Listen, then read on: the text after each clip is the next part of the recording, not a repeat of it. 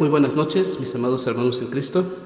Hoy vamos a seguir con los estudios de Sana y Buena Doctrina. Estaremos tomando el estudio número 13. El estudio que corresponde en este momento es escatología. El segundo estudio de escatología. Recordemos que el miércoles pasado ya habíamos iniciado.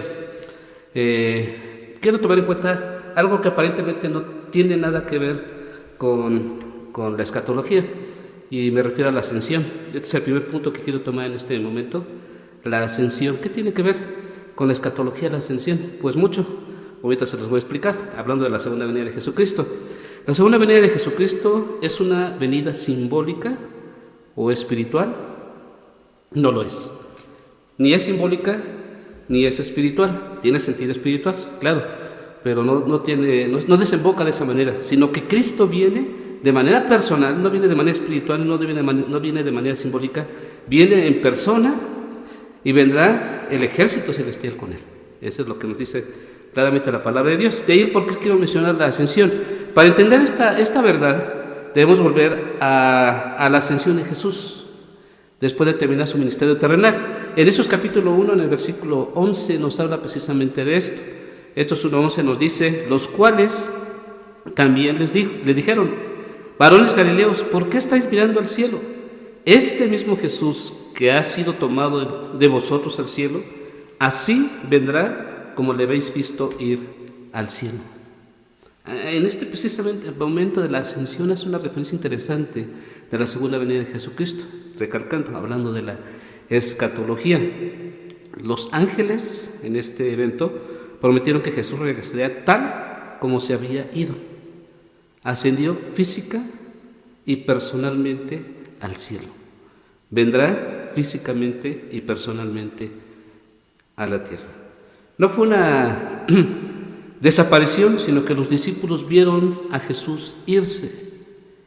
Detalles interesantes de la ascensión que nos llevan precisamente a percibir claramente cómo serían los momentos de la segunda venida de Jesucristo, relacionándonos con la escatología.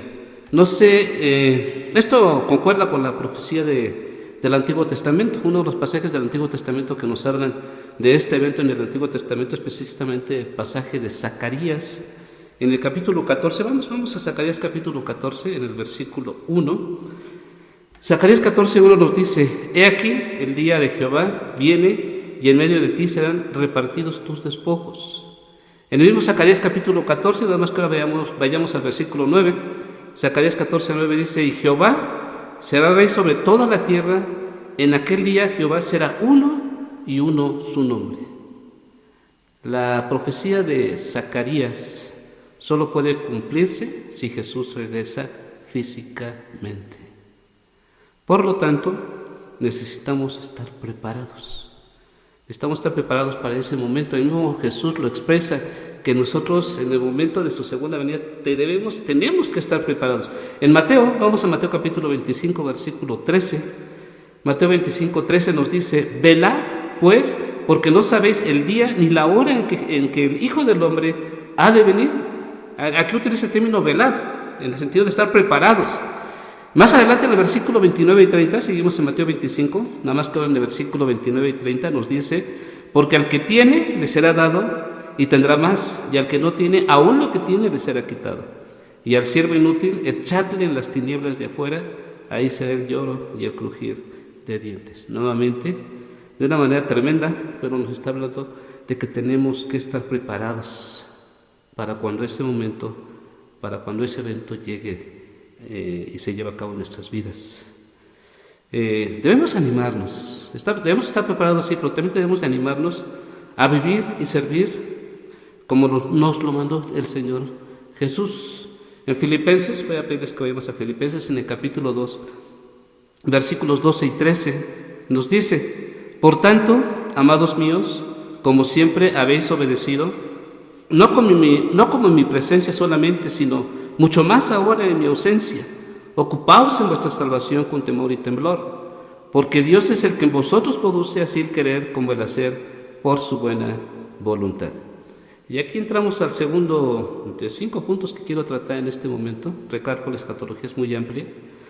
El segundo punto que quiero tratar brevemente, es muy amplio, pero quiero resumirlo, y tomar los datos más importantes de este tema, la gran tribulación. Jerusalén será el lugar principal del conflicto mundial durante la tribulación, lo que se conoce como la guerra del Armagedón.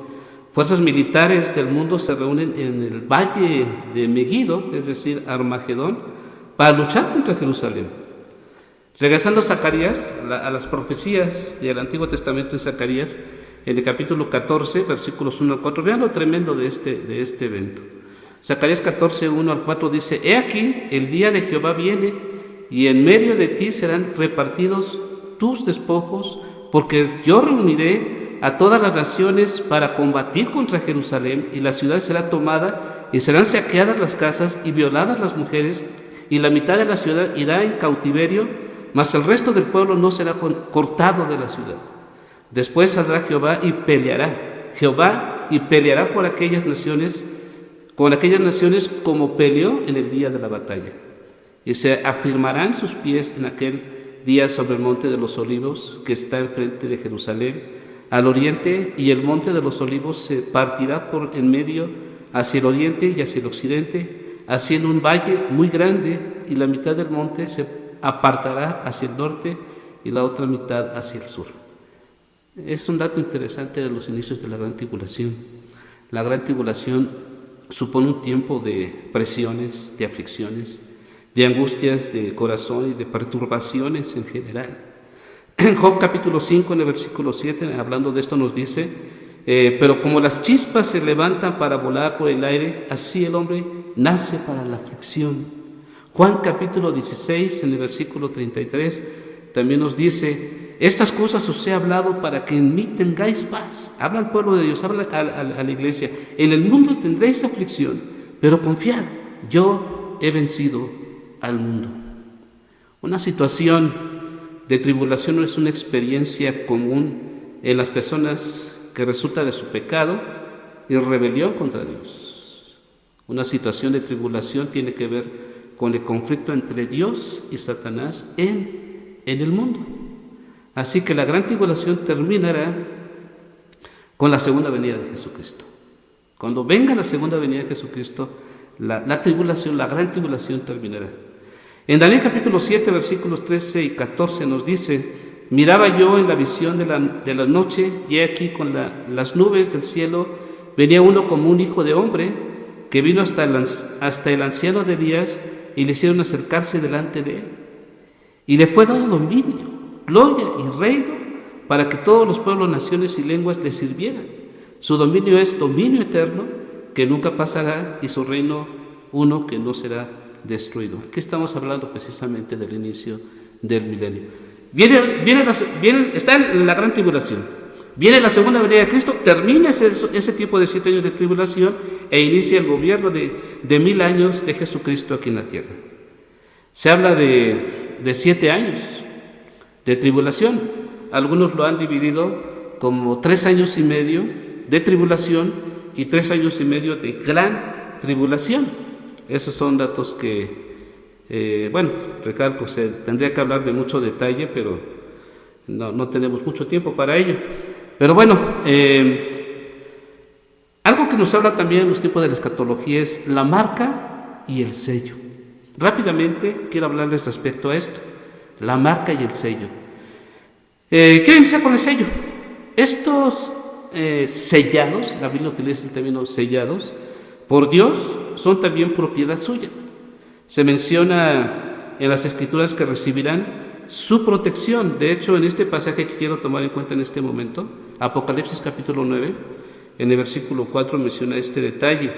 Dice: y se les mandó que no dañasen a la hierba de la tierra, ni a cosa verde alguna, ni a ningún árbol, sino solamente, vean lo que dice aquí, solamente a los hombres. Pero vean un detalle importante que menciona aquí: solamente a los hombres que no tuviesen el sello de Dios en sus frentes.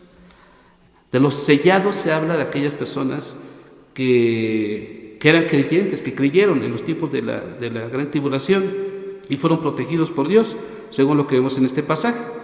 Ahora veamos el caso de la marca. También se menciona a los marcados. los seguidores y adoradores, y te refiero a estos puntos, seguidores y adoradores del anticristo. En Apocalipsis capítulo 16, en el versículo 2, aquí nos dice algo referente a esto. Dice, fue el primero y derramó su copa sobre la tierra y vino una úlcera maligna y pestilente sobre los hombres que tenían la marca de la bestia y que adoraban su imagen. Vean lo que dice aquí, una úlcera maligna y pestilente. ¿A quiénes? A los que habían recibido la marca de la bestia. Y bueno, también se menciona en la palabra de Dios que se requiere sabiduría para entender el significado de la marca de la bestia, porque puede ser demasiado sencillo y se mete muchos en la complejidad. En Apocalipsis capítulo 13, en el versículo 18 nos dice, aquí hay sabiduría, el que tiene entendimiento cuente el número de la bestia, pues es número de hombre, y su número es 666. No quiere decir que precisamente esa sería la marca que recibirán los que acepten a la bestia, los que acepten al anticristo. Que se especifique un 666. Eso es muy complejo, no hay muchos detalles que se mencionan al respecto, pero son detalles importantes que hay que considerar en lo que respecta a la marca de la bestia y el sello de los creyentes. El sello tiene que ver a protección de los cristianos, de los que creen en ese entonces, y la marca de la bestia para condenación. Son los que ya jamás tendrán oportunidad, o ninguna otra oportunidad para poder ser rescatados de la condenación eterna. Hablaré un poco del anticristo. Número 4, el anticristo. Anticristo viene del griego antichristos. Antichristos, el que se pone, y que eso es lo que significa anticristo, el que se pone en contra de Dios, o incluso vean, y de su pueblo. El término anticristo significa en contra de Cristo o en lugar de Cristo. Un personaje extremadamente ofensivo y opuesto a la persona de Jesucristo. Un ser que recibe poder de Satanás y funciona como enemigo de Jesucristo y de la iglesia.